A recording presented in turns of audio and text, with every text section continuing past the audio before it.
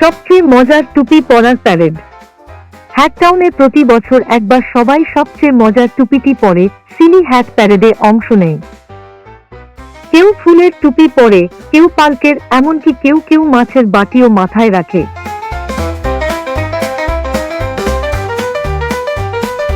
সিংহ লিও এবার সবার মধ্যে সবচেয়ে মজার টুপি পরে পুরস্কার জিততে চাইল। সে তৈরি করল একটি বিশাল তরমুজের মতো টুপি, যা ছোট ছোট পিঁপড়ার একটি মিছিল বহন করছিল।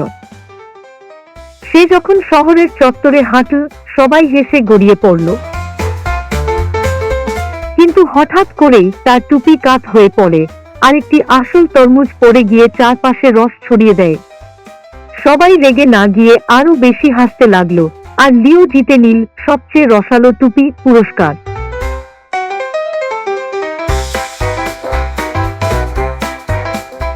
নৈতিকতা।